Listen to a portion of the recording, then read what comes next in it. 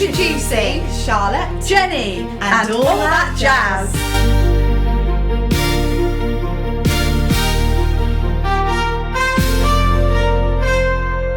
Hello. Hello. Welcome back to another episode of And All That Jazz with me, Jenny. And me, Charlotte. Hello, everybody. Hello. So, Charlotte, what has been centre stage with you this week? Well, I have been contacted to do some emergency ASM cover at the Birmingham Rep. Story of your life. So I'm no longer unemployed. Woohoo! Hey. Not unemployed, just between jobs. Yes. Okay, Jenny. Something always pops up, doesn't it? It does. Yeah, It does. yeah. When you kind of like least expect it, because this was a show that I never thought that I was going to work on. Well, I mean, I painted it, but stage management wise, just never expected that I was going to work on it. And then I had the text message from Eliza. Basically, the tech ASM on opening night hurt her ankles. I don't know what she had done, but the next day she basically just came in with bruised, swollen ankles and Ouch. yeah, and just couldn't physically walk properly. Oh. So she was in a lot of pain. So they sent her to A&E and kind of like made sure that she got looked after and stuff. But then this guy, she says, pointing at herself. Good old Charlotte. Charlotte to the rescue. Was brought in to cover. So I just went in, had to learn, kind of shadowed the company manager because the company manager had to fill in the night before because I Right. couldn't be there. So she had to fill in and cover the track that she didn't know. So then the next day I came in and shadowed her doing a track That she didn't that know. she didn't really know. We've had this conversation before, haven't we? It's like when I did Miss Saigon. It's the blind leading the blind. Yeah, isn't it nuts? And you kind of just go in and You just because handle we're it. good at our jobs, you just do it, don't you? And it's fine, and it will all work out fine. And Heather, the company manager, she's great. If anybody out there is looking for a company manager and they need one, look for Heather, whose last name I don't know, but you'll find her because she's one of the greatest company managers in the world. But yeah, she's great, and she just kind of was like, do you know what? I'm so grateful that you're here. Just jump in. So yeah, I just shadowed her. Then on the second show, she shadowed me to make sure that I kind of knew what I was doing. And then basically together we rewrote a cue sheet. Yeah. And came up with a new system for backstage because, let me tell you, it's nuts. It's a busy show, isn't it? Yes, because you saw it, didn't you? Yeah, so I came to press night Yeah. with my theatre friend Helen. we always go to Theatre press friends. nights. Yeah, we go to theatre stuff together. Really good show, but very busy for you, I could see. It's one of those that the scene changes are quite samey, so I can see it would be easy to sort of lose your place or get a bit confused. Yeah, I've now been working on the show for 2 weeks, and I still don't know what's going on. You have to keep your wits about you to make sure you're in the right place. Yeah. I still don't know what any of the scenes are because, like you said, they are all quite. Obviously, we use the same set and. Yeah. You know, the same furniture, and they have the same props, and they've all got their own cigarettes that have to be carted around the stage. And Oh yeah, cigarettes are always it's you've got to keep track of. yeah, it's a nightmare. So it's just very, very chaotic. How was the stage left wing? Excellent, darling. First thing in my review, stage left wing, excellent stage management practices. There's parts where I'm like grabbing stuff off stage, and I'm obviously okay. Let me explain. So on either side, so stage left and stage right, there's the big slider doors that open and close. Yes. Now, obviously, when they're open, you can see into the entire wing. Everything, yeah. And if you're sat on the stage left side of the audience, you can see into the stage left side of the wing. Yes, we could. Yeah, fully. So there's moments where I'm just like there, and you're gonna see me. Hi. It kind of works because you kind of get in a backstage look at their life, is how I'm interpreting it. Yeah, it does kind of work. Yeah. Yeah. Yeah. But then there are times where I'm not supposed to be seen, and there's been moments where I've just like stuck my hand out and I know that it's gone too far and I know that my hand has been on stage. I'm just like jazz handing it, grabbing things. Literally a stage hand. Yeah. But yeah, it's mental. Like some of those scene changes are so quick, and yeah, you have to do them in like kind of live because you're right there in front of everyone. Yeah. But all in all, it's okay. Everyone is like, all the stage management work really hard. All the crew working really hard. It's one of them where you've just got to be on your toes the whole time. So the battle is about the competition for sales, for record sales, wasn't it, in the 90s, 1995, between Oasis and Blur. Yes, and the race to number one, wasn't it? Yeah. So you've got the big characters there of the Gallagher brothers and Damon Albarn. So good show, very funny. Yeah, I mean, I can't really hear anything that's happening on stage, so I don't actually. I was really looking forward to going and watching this. I know, I was looking forward to press night, watching it with you, and then you were whisked off backstage to actually work the show. Never mind. Yeah, I'm glad that it comes across well from the front. Yeah, it does, yeah. I think there was definitely a bit of, shall I say, disappointment. I overheard a few of the audience members talking afterwards about the sort of lack of music from the bands themselves. Yeah. You know, so there's obviously a few little licensing creases that could be ironed out there. But yeah, it was a good show. Yeah, they couldn't get the licensing to the music. Which is kind of a bit of a setback when you're writing a show about two specific songs. I wasn't sure whether it would work or not. Obviously, because I went into it knowing that they didn't have the music and stuff.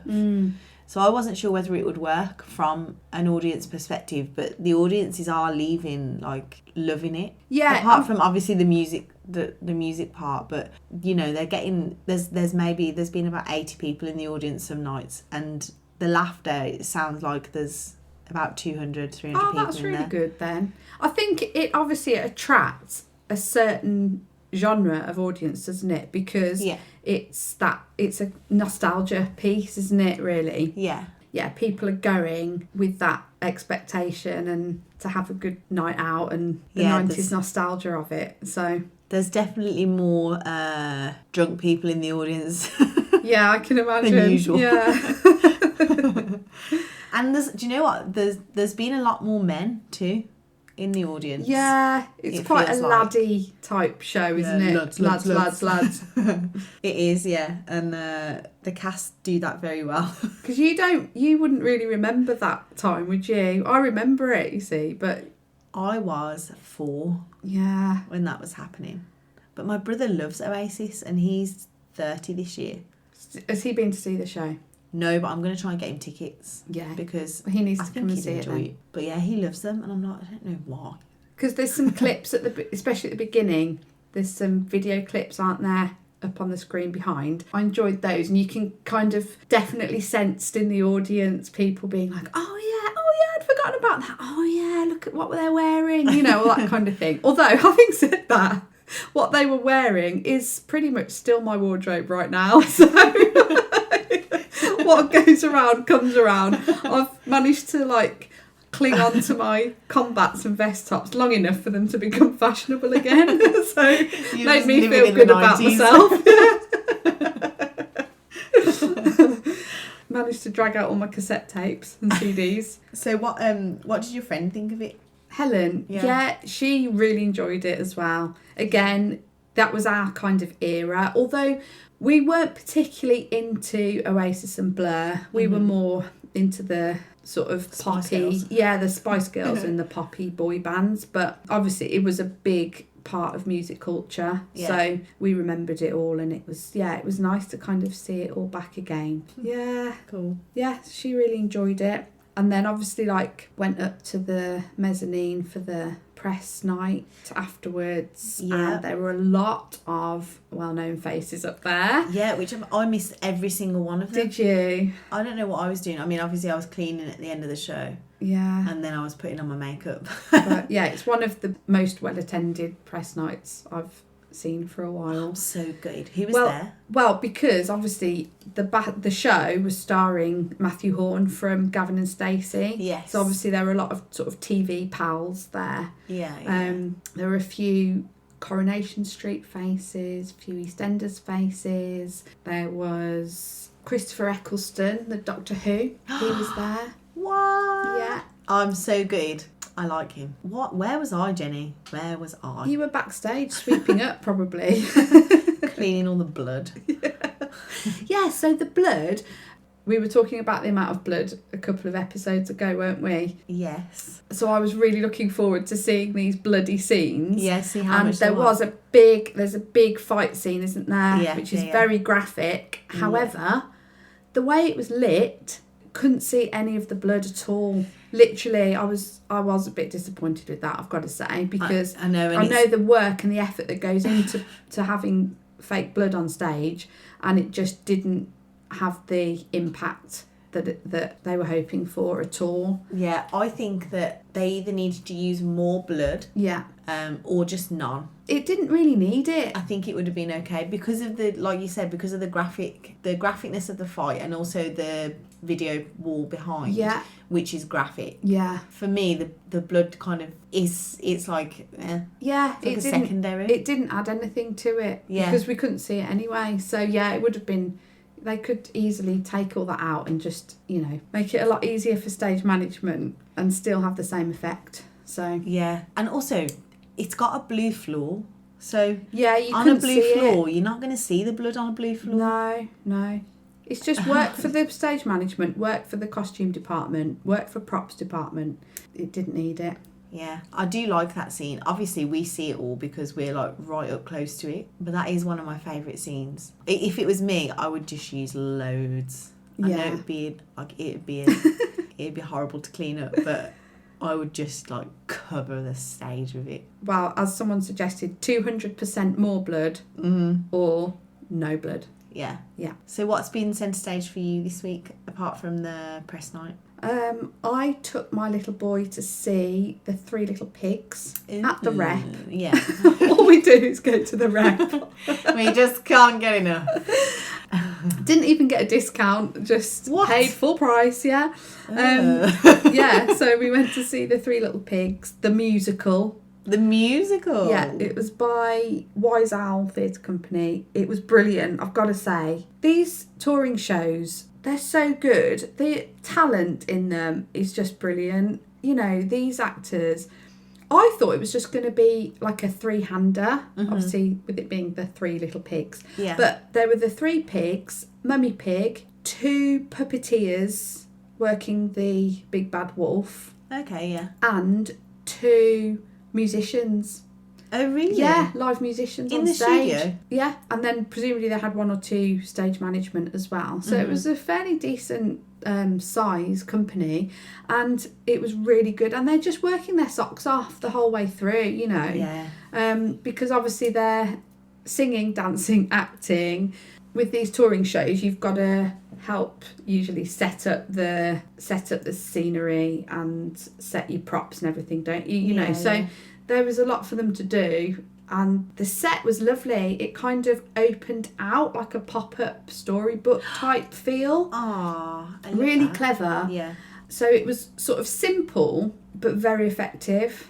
Yeah, really lovely show. We've talked about children's theatre before, haven't we? But I always think that you've got to be someone special to work in children's theatre because it just drains you so much. Yeah. And only because the kids are so energetic and they want so much to be involved and they're there with you the whole way, and it's just in that way it feels like that's why it takes so much of your energy, because you're doing the same job as if you would do a show for adults, but it's just because you want to give so much to the children, and you want them to be involved, and you need to keep them kind of there with you and Yeah. like you've got to keep their attention, it just feels like you're giving like extra, and it's like an hour-long show feels like you've done 4 hours of a show. Yeah, absolutely. And because with that age group, I think it actually was advertised as 4+, but my little boy's just 3. But he's a genius. Well, I don't know about that. I couldn't possibly comment. But there were children younger than him as well there. So it was a young audience, you know, and although they are energetic in a way, they haven't been to the theatre before, so to speak, and they sit there enthralled.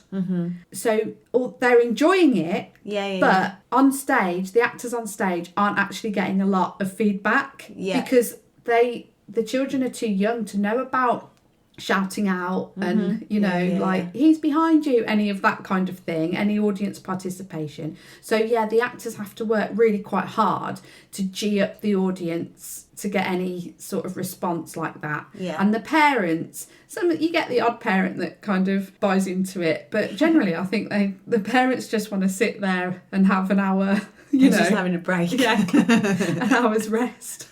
So as you said, they're working really hard for that hour, and they do 2 or sometimes 3 shows a day. So I know, rough schedules.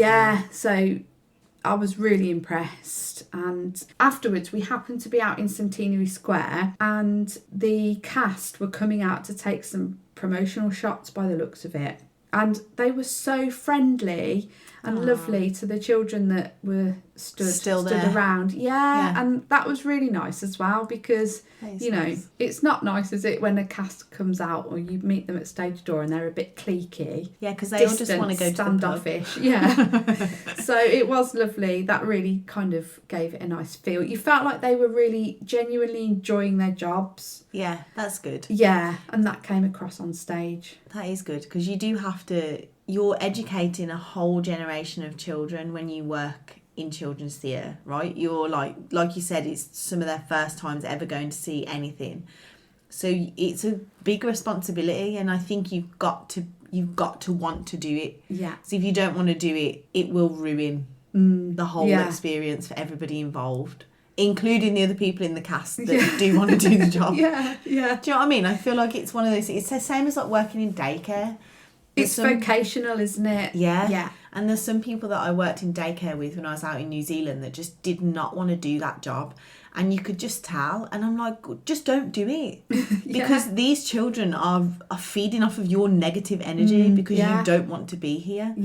Either pretend or go and find another job. Do you know what I mean? And it's the same for me for children's theatre. It's that same kind of, you've got to have a passion, you've got to want to do it, because it's challenging. You have to rock up day in, day out and give the same performance, don't you? Yeah, absolutely. So that's what we've been up to. How did you get on? You mentioned you applied for the bursary with Complicity Theatre Company. Have you heard back from them? I did, So the Makers House down in Hastings are a new self-supporting company.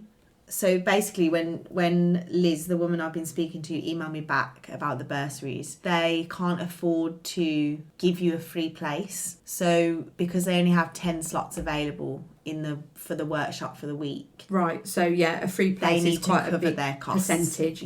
Because they're not council funded or anything like that. Fair enough, So she basically just said, we can offer you a place for like £250. So it was knocking off like £100 from the workshop. That's fair play to them. Which is kind. It's great. But I then had to email back and be like, I'm so sorry, but I still can't afford that. I'm hoping that, the next time, I know that these exist now, so I'm going to save up a separate pot of money so that I can do it next time, because there's some more that have come up that I really want to take part in. But it's just a lot of money, and then I'd have to find somewhere to stay for a week down in Hastings. And it's taking a week out of work and all of these things that you have to think about. But it's an incredible offer if you've got a separate pot of money for those things. Or if you can apply for a bursary yourself from the council to do your development. You can apply for development funding, personal development funding. So, And it's exactly what we were talking about last time, isn't it? About asking for the help, going out, seeking that help. And like you said, you emailed them, asked the question, and it was a positive response, really, wasn't it? Yeah, that, it was, they gave you a decent discount if, it wasn't for you this time, but the help is there and people do want to help you if they possibly can. So that's a good example of what we were talking about last week. Yeah, it is nice. And like she emailed me and was like, many thanks for your honest and open email. It's much appreciated. So you can tell that they're just nice. Yeah. Like nice people. And I emailed back and I was like, thank you for the opportunity, but I can't do it this time. And she just said, no problem. We hope to welcome you soon. Excellent. Yeah. That's good. So it is really, they seem like a really nice, approachable company. Yeah. Oh, well done. And how did you get on with the RSC applications? Oh, so just as we sat here speaking, actually, I got an email from the RSC for the tech swing job. For Matilda? For Matilda, and I didn't get that one. Oh, never mind. Their loss. Yeah, RSC. I've been for an interview for the stage and props technician. Oh, you got an interview? Yeah. Good, yeah. Well done. I got an interview, so I went for that. It was really informal, so basically I just met one of the people that work as a stage tech there, and she showed me around the building. She took me into the Swan and then into the main theatre, and I just got to have a look around, and she was just talking me through everything. The job that she was describing wasn't the job that I thought I'd applied for. So I thought that I'd applied for a casuals job that would be kind of, you just get called in to work on a specific show. So you do the get in, you'd work on the show, and you'd do the get out. But what she was explaining to me was kind of, it would be very bitty. So you might be doing get-ins, you might be rebuilding the space ready for the next show, you might be working in their workshop down by, Stratford Parkway. Right, okay. Building the set before they get it to the theatre and realise that it doesn't work together. So it's all those little bits. So literally casual, as in, bits and pieces where they need an extra pair of hands. Yeah. So we'll see what happens. I mean, I don't know whether I'll be put into the pool yet. They said they'll let us know in a week's time. I'm just going to wait and see. It's difficult because the RSCs would love to work there. It's like my dream job as an actor. I never really thought about working there backstage, but it would have been a good way in. It's a foot in the door, isn't it? Yeah, but we'll see. I can see you sort of weighing up. It's a foot in the door, but then you don't want to get pigeonholed as backstage. Yes. But then it could lead to other things in terms of stage management. Yeah, it's all these decisions, isn't it? It's a lot to weigh up, and maybe I'm just making more of a big deal of it than it needs to be, in terms of like, maybe I should just be like, yeah, it's only casual. I can pick and choose the work as and when I need to. But then I also don't want to go backwards. It feels a bit like it's a step backwards, or maybe not backwards, but sideways. Starting again. Yeah, in a whole other theatre. But it does mean that I'd have the RSC on my CV, and it does mean that I'd be working in a new building, and we might get some cool interviews. Do it. Well, if you haven't got anything else on, then you haven't really got anything to lose, and just stay open-minded about it, I guess. Yeah, true. What will be, will be. Que sera, sera. Lesson for the day. Que sera, sera. And what have we learnt? Que sera, sera. Well, that's all we've got time for this week. Yeah, join us again next week for more on TV, theatre, and all that jazz.